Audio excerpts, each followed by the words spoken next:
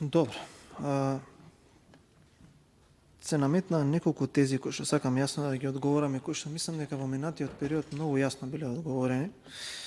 Имам чувство дека имате неколку догми кои што би рекол Ковачевски ги собрал таму им кажал неизвршени, јас би рекол ги ве собрал таму ви кажал на коалиција, дека прво утре нема ние да знаеме што да правиме со овие проблеми, дека вие сте избраните кои што треба да го решите.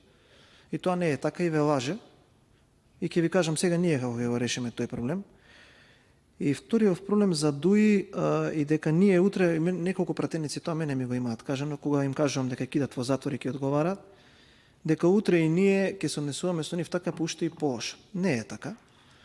Затоа што ние немаме обврска на сервилитет и тоа народот го знае, зашто да бевме сервилни или да исполнувавме нечии барања, сега ние ќе бевме на власт, согласувајќи се да го промениме уставот, да бидеме робови на барањата на бугарските ретроградни политички сили, нечесто и маргиналци кои што силуваат исто така една цела држава само за политички поени да влезат во бугарскиот парламент, а нечесто не може да влезат, па дури и оние кои што се љубави, брат, пријател, добар, тие уште така ни прават, така да тој што но имаме една друга особина, се што е договорено со нас и се што ние што ќе го кажеме и ќе дадеме рака, народот со нас и сите политички чинители или нашите партнери се на чисто.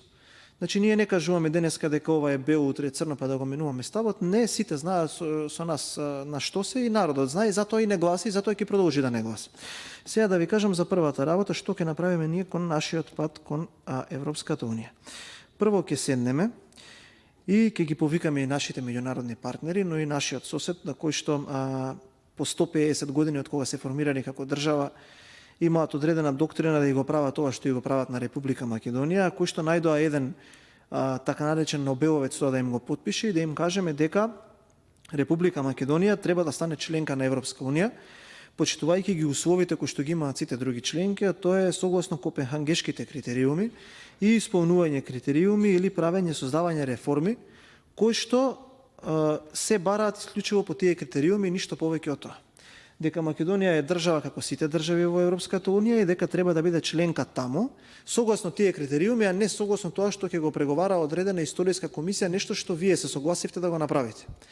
И ќе им кажеме дека ние сакаме да бидеме членови на Европска унија, исто како другите народи, но со заштитено национално достоинство, со крената глава, а не асимилирани и бугаризирани, односно да влеземе во Европската унија, така како што Европската унија го носи своето мото, тоа е различни обединети во различностите, зашто ние сме различен народ, ние имаме различна историја, ние зборуваме различен јазик, ние сме од различна држава, и дека така ние сакаме да бидеме членови на Европската унија, нормално стигнувајќи до таму со сузбивање на корупција, усогласување на норми. Доколку Европската унија не сака така таму, тогаш ние имаме луксус да кажеме дека сакаме пред се да си го зачуваме националниот белег кој што не двои од сите останати и дека ќе чекаме подобри времења, кога во Европската унија ќе дојдат луѓе кои што пред се ќе им биде важно да влегуваат и да членуваат држави кои што ќе ги исполнат Копенхагешките критериуми, односно ќе значи дека имаат нулта корупција, реформирано правосудство, силна економија, организирана животна средина, организирана енергетика, организирано здравство, организирана социјална политика, не распаднато како ова што го имаме сега.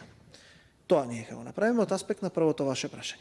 Од аспект на овие од ДУИ, па сега ја не се согласувам дека ништо нема да направиме, затоа што вие сте сведок, вие чинам од 2006 бевте пратеник, од 2008, прашајте го Мисовски од 2006 до 2008 година, кога беше во комуникации со Груевски, дали тогаш таа влада на ВМРО-ДПМН не го правеше ништото кое што вие го перцепирате како ништо. Ништо е ова сега што се случува. Вие сега правите ништо, вие рековте баталете ги проектите. Не може господја Мираковска да ги баталиме проектите. Не. Има два типа на политичари. Салонски какви што сте вие и политичари кои што се проблем солверс како ние. Ние решаваме проблеми. Секогаш било така историскиот циклус во државата. Вие доаѓате, крадете, лажете и создавате проблеми, ние доаѓаме и ви ги решаваме проблемите.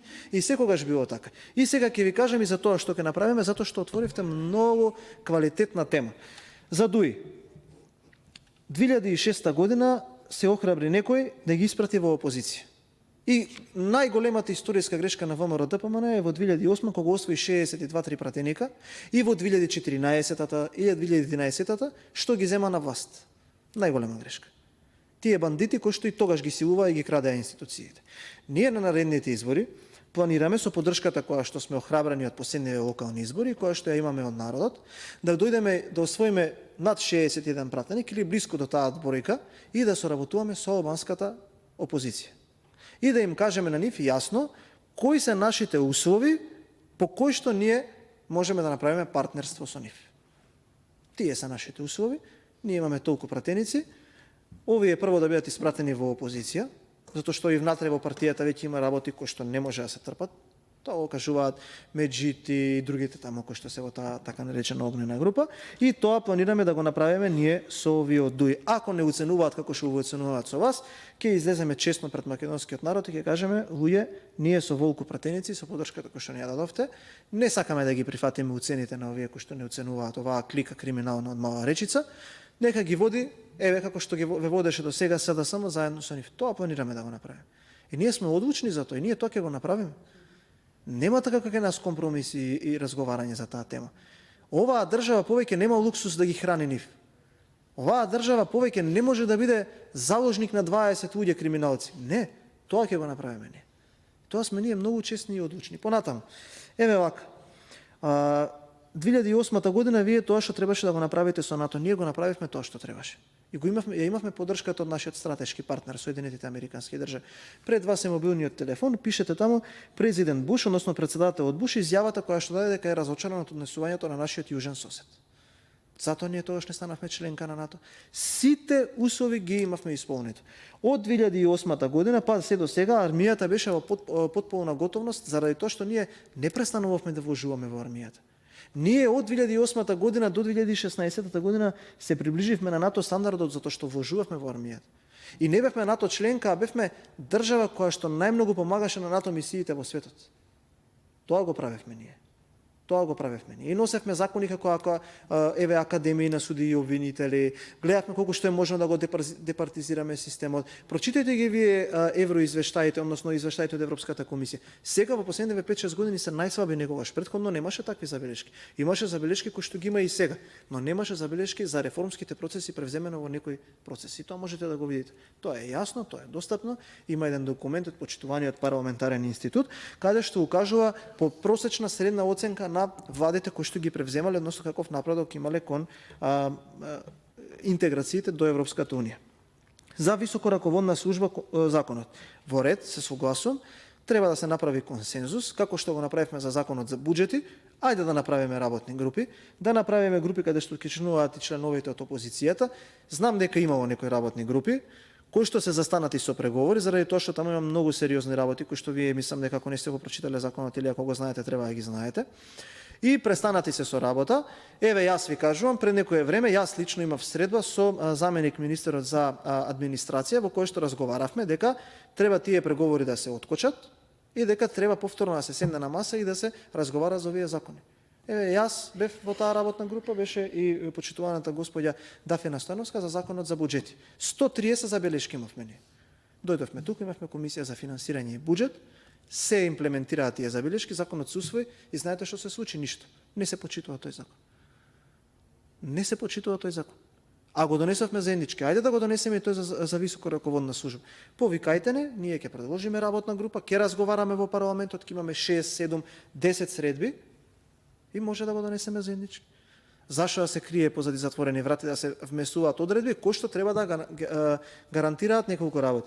Дека тие кои што ќе бидат поставени на функција ќе не може да бидат сменети и вие сакате да го донесете тоа на крајот од вашиот мандат. Зошто да им дадеме функција, но ние кои што дополнително се лопови да продолжат да крадат наредните 4 години, па да гледаме сега како вашата министерка за труд и социјална политика осудени криминалци или осомничени со тешки дела по обвинителството ги именува повторно за директорки и одзема ингеренции.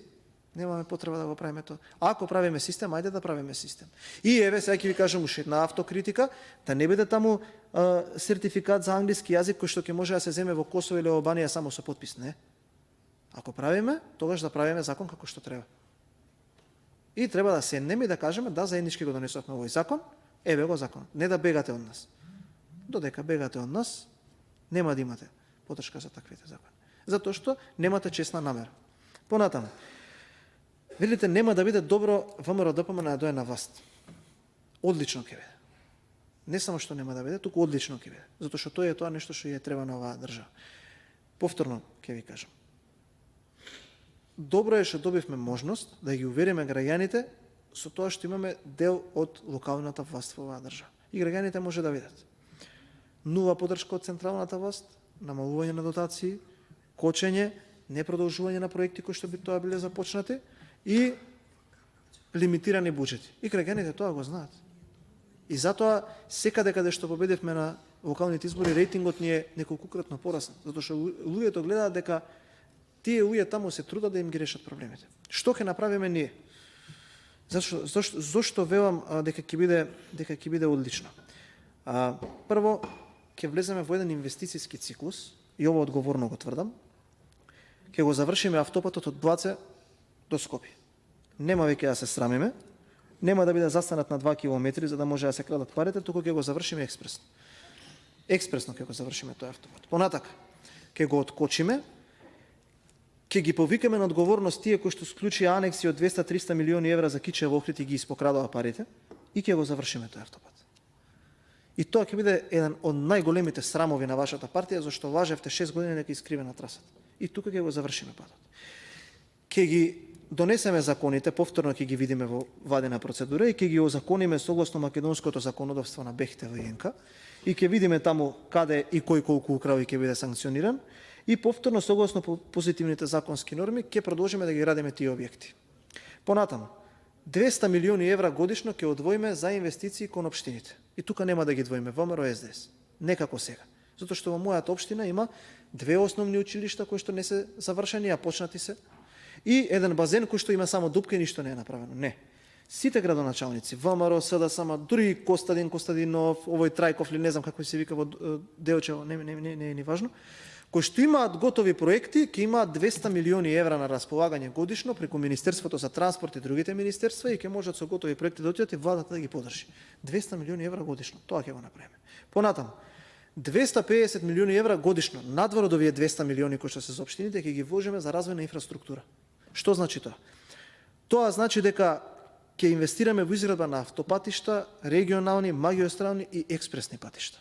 Како што инвестиравме и кога бевме на власт, па не можевте 5 години да ги завршите, 250 милиони евра годишно, односно во цел еден мандат, од прилика надвор од овие 250 милиони и другите проекти кои што ќе се почнат или ќе бидат во изvedба, сакаме да инвестираме 2 милиарди во инфраструктура. Тоа ќе го направиме.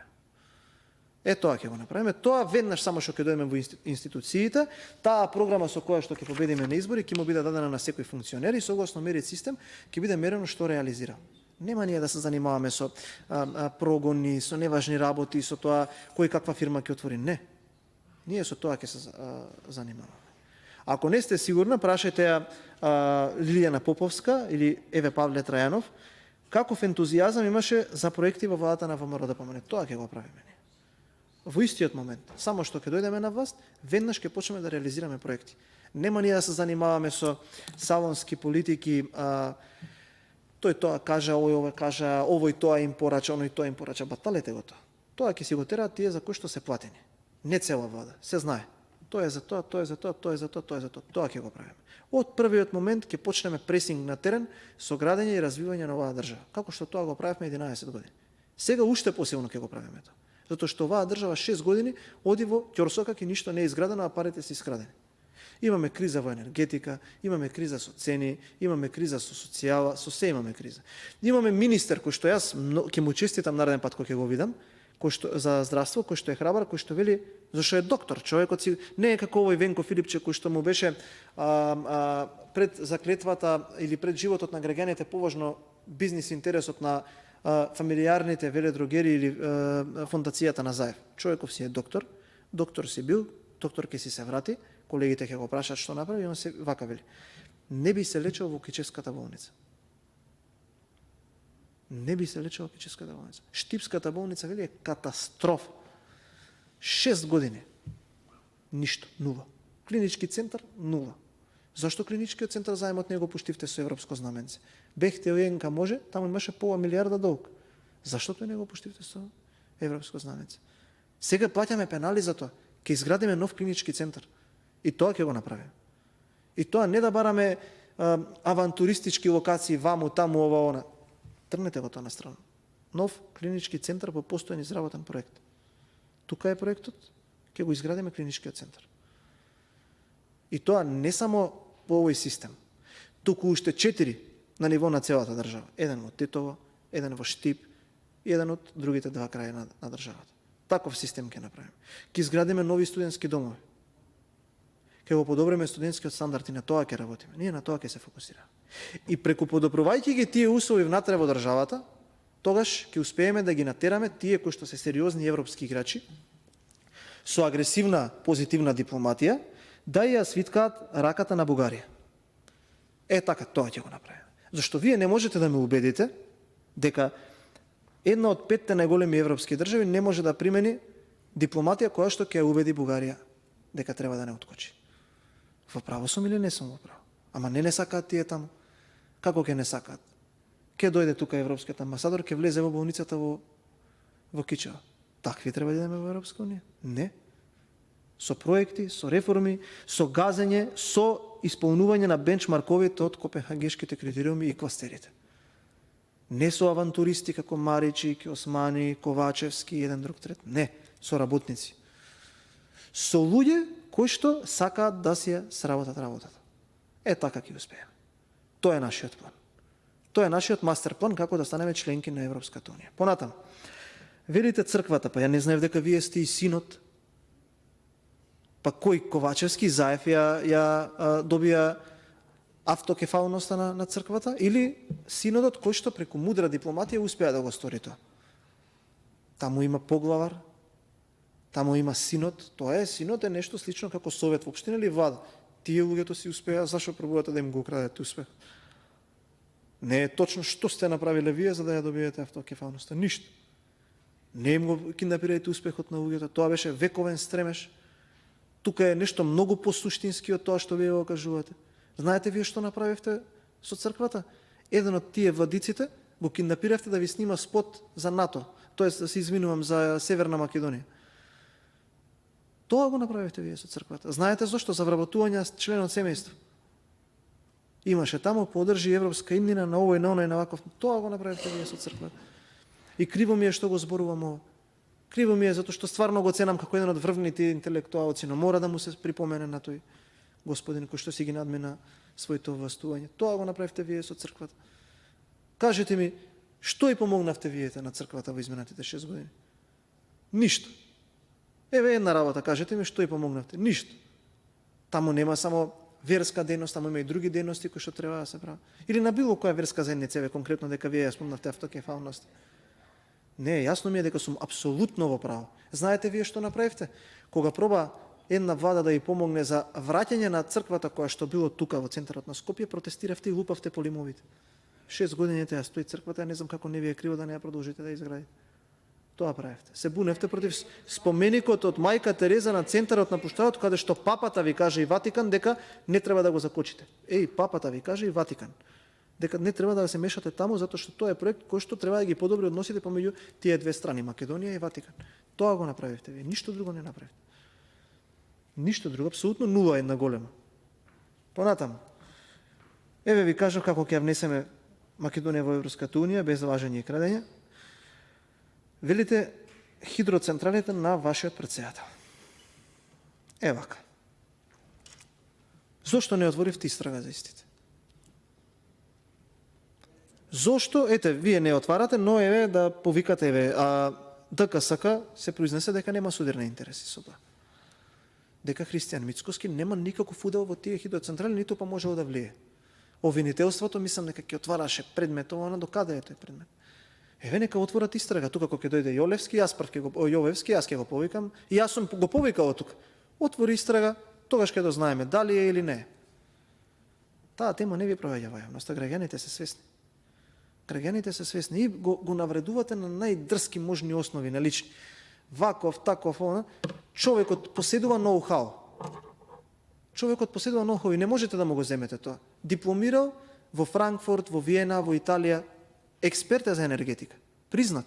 Ако не е така, тогаш кажете му на Крешник Бектеши или на оние кои што се во енергетскиот сектор да не се консултираат со него за закони. Човекот е експерт по енергетика. Тоа го предава на Машинскиот факултет. Слободно можете да направите анализа, влезете во процес како станал редовен професор, асистент, влезете, истражете го тоа. Но јас сум сигурен дека вие ќе останете разочарани затоа што човекот си поседува од А до Ш еден успех, си има портфолио, си има свое професионално портфолио кое што му е јавно, си има CV, каде работел, што правил во животот.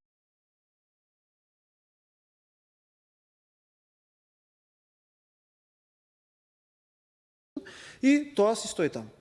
Утре да не се занимава со политика, може ќе му биде и многу подобро затоа што ќе се снајде во тој приватен енергетски сектор. Но не можете да го споредите тоа што тој господин го направил во сопствениот живот со тоа што го има Кочо Анѓушев. Кочо има хидроцентрали, знаете? И тоа многу. И тоа особено активно ги има хидроцентралите кога кога е вице-премиер. Па имаше протести по оние природни превои дека да не се градат со ништо природата. Христијан Мицкоски или Кочо Анѓушев доби фотоволтаици во 8,17 милиони евра. Почитуваните медиуми од ИРЛ, кого истражува? Кочо или Мицкоски Христијан? Да видиме сега тука реално. Мораме тука да си ги признаеме. Имате тука, еве МВР, нека отвори истрага, има таму сектор за организиран криминал, нека направи истрага. Само се обидувате да го вметнете во некој скандал. Не можете. Не можете. Човекот си е експерт. И тоа знаете како јас сега да фатам, јас ги критикувам здравствените политики и бизнис интересите на Венко Филипче. Јас не можам да кажам дека е лош доктор. Си има професија човекот. Јас не можам да кажам за меджити, јас можам да давам и да лепам, затоа што тоа го мислам за политичарот Таравари, за докторот Таравари имам добро мислење јас. И тоа кој сум јас да кажам кога пациентите си имаат добро мислење, човекот си има професија. Си е добар во тоа што го прави. Едноставно си е квалитетен во тоа, во медицината, како политичар е ужасен, како доктор си е супер. Исто така господинот Мицкоски си е машински инженер. И си го работи тоа што си го работи. Проблемот е што тие голтари, што ги кажав, без професија што влагаат во политиката, што имаат стотици милиони евра капитал, како што е Заев. Тоа е мојот проблем. Тоа е авантурист. Како што е господинот со хотелот на Плоштад, тоа е мојот проблем. Па ете друг влегол голтар, го кажав, хотелиерот од Плоштад. Тоа е мојот проблем. Тие луѓе се мојот проблем. Ме разбирате? Тие луѓе се мојот проблем. И сега вие сакате да вметнете нешто што е чисто стекнато со лично собствено знаење во ваква жабокречина од процеси. Не можете. Не проаѓа. Или еден наш почитуван колега што е почитуван хотелиер во Охридското крајбрежје. Не можеме да му го земеме ние тоа. Човекот си го стекнал со собствен труд. И така го перцепираат граѓаните на Охрид. Дека е хотелиер кој што со собствениот труд си успеал да си го стекне тоа во животот. Политиката му е сега професија. Кога ќе престане да биде политика, повторно ќе си биде успешен хотелиер. Тоа е професија во животот. Јас се можам да излезам тука и да ширам лаги за тој господин колку сака. Ќе излезе тука со документи и ќе ме побие. Од кога му е стекнат, како му е стекнат, колку кредити има, колку плаќа рати, како е издржал енергетската криза. Тој господин си знае. Тоа е нешто што се докажува. Јас се можам тука да ширам пердови, да летаат пердови колку сакам. Фактите се тие. Рековте што ќе направите за корупцијата. Тука ви каже и колегата Ристевски. Прво ќе ги нема да биде 10% прифаќањето на препораките или имплементирањето на препораките. Во најмала рака треба да биде над 90%, за тоа што е возможно и отприлика колку се подготвени институциите да ги инволвираат. 0% исто како што има сега отпорност за коруптивни скандали и за корупцијски действија, како што има сега во општините. Ви кажав, 18 месеци сега да имавте некој ќе го спакувавте одма. Затоа што се докажале дека тоа го каже и Страсбург, па се направи отиде сценицата во спинерски правец за 27 април. Има една господја почитувана многу, што од Страсбург доби пресуда дека и се прекршени човековите права, што значи дека политички се одлучувало. Најмала можност да имавте, некој од овие 18 месеци од овие градоначалници, до сега вие ќе го испратевте во затвор. И тоа вие го знаете многу добро. Нема. Затоа што нема зашто. Не крадат луѓето, не се занимаваат со тоа, не идат на работа мислејќи на тоа. И тоа ние ќе го направиме. Со тоа што, како што и кажав и на почитуваната господја која што седи тука, да почнат прво од нив, ние ќе ги мотивираме институциите, но оние кои што се честни и професионални, не оние како Катица Јанева, како Ленче Ристоска, како Фатиме Фетај, Аобази, Русковска, не. Како на Трајчева, не, тие не ни се потребни. Тие не. Со такви луѓе ние нема да си фатиме работа. Прво ќе донесеме закони кои што ќе бидат одобрени од Венецијанската комисија и ќе ги задоволуваат европските стандарди за избор на судии и обвинители. Не како овој сега што вие го носите на вашата, тоест не на вашата комисија, беше тука, на Комисијата за европски прашања. Мислам дека таквите закони не треба да бидат носени така субјективно, со одреден субјективитет, ниту да даваме човечки фактор, туку треба да бидат носени на начин на кој што целокупното човеково влијание во избирањето на таквите судии и обвинители ќе биде тргнато на страна. Прво тоа ќе го направиме. Второ, многу сериозно ќе ги заостриме условите и ќе го поддржиме барањето за ветинг. Да направиме едно прочистување за да видиме кој како се стекнал и дошол до таа функција. И потоа ние тука многу сериозно кажувавме дека конкретно претседателката на Уставниот суд на начин на кој што е избрана не само што ќе се направи проверка на сите именувани судии, како дошле до таму, и ако се утврди најмало политичко влијание, покрај тоа што ќе бидат разрешени, туку ќе треба да ги вратат и парите, затоа што го оштителе буџетот. И никој, односно тој што ќе дојде во партија или во влада, да ги нуди своите услуги од правосудството на клоци, ќе биде избркано тоа. Да дојде да рече, еве јас да останам судија, сакам да ви се додворам, кажете што треба да правам, како треба да ги судам ови на клоци, надвор. Затоа што еднаш за сегогаш од таму треба да почнеме. Тоа имаме право да го направиме со корупцијата. Безпоштедна борба, давање и засилување на финансиските средства на комисијата, затоа што им се потребни, затоа што многу често немаат ни елементарни услови за да работат. Нема да разговараме ние за простории, туку треба да им бидат обезбедени простории, затоа што имаме простори кои што сме ги изградиле, кои што се уште не се внесени, заради одредени ваши каприци, па тука овој Бислимовски ќе ми одговара дека немало рампа, дека течело несериозни оправдувања. Цела една зграда што требаше да биде седиште на Елем не е вселена заради личен каприц ваш. Градската куќа ја продадовте со очигледна корупција и ова на плоштад сега што го ставите со недоправена фасада ќе биде оспособено и ќе им биде дадена најдобри можни нови простори. Максимални услови ќе бидат обезбедени на луѓето за да ја бркаат корупцијата.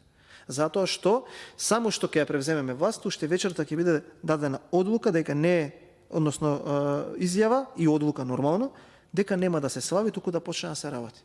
И дека тој што ќе биде фатен, тука ќе му биде крајот. Без разлика на политичката цена која што треба да ја платиме. Нема да дозволиме нашите меѓународни партнери да не брукаат по светот, давајќи изјава дека овој треба или оној треба да се санкционира. Не. Ние ќе се земеме работата во наши раце.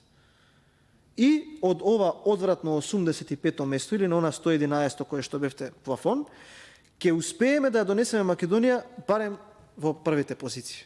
Да покажеме како што го направивме тоа со Doing Business, кога бевме едно од најпосекуваните релации за водење на бизнис, вие си смевавте, тука мафтавте со тоа, не конкретно вие, туку пратениците од вашата партија. Како што бевме најпосекувана дестинација за отварање бизнис, каде што имавме најдобри услови за отварање на бизнис, односно најбрзо можеше да се отвори бизнис во Македонија. Затоа и ја формиравме институцијата Централен регистар. Солно прашате ја директорката од вашата партија, дали институцијата Централен регистар неколкократно во времето на ВМРО ДПМН доби награда за најдобро организиран Централен регистар во Европа. Да, зашто сега не го добие? Па да видам, ја не сум видел. Дајте ми, демантирајте ме. И јас тогаш ви кажувам дека број 1, сега тоа не е така. Сега не е, а може и сега, ама не е, затоа што интересот е некаде друг. Преку тие реформи, така ние имаме намера да ја сузбиеме корупцијата. Сите можни гилотини што може да се превземат, преку носење на закони, преку давање на поддршка на таквите институции да се превземат, за да биде ограничен пристапот до создавање на корупција во оваа држава. Тоа не е нашиот план. И тоа планираме да го направиме веднаш штом ќе ја превземеме власт. И тогаш самите граѓани ќе видат како може све поинаку. И како овие апокалиптични сценарии, ако не се направи ова, ќе биде тоа, ќе ја зацрнат, ќе ја вратат државата, режимот, межимот. Тоа се приказни за мали деца.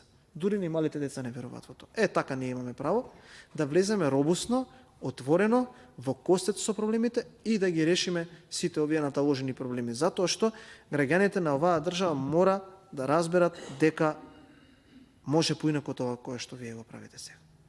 И ќе видите како со само превземањето на овие мерки и на овие проекти ќе успее да го промениме расположението во Европската Унија и ќе успееме да ги убедиме мнозинството од државите во Европската Унија дека прифаќањето на уцената и на бугарскиот диктат не е единствениот начин за членувањето, односно за патот на оваа држава кон Европската Унија. Ви благодарам. Ви благодарам.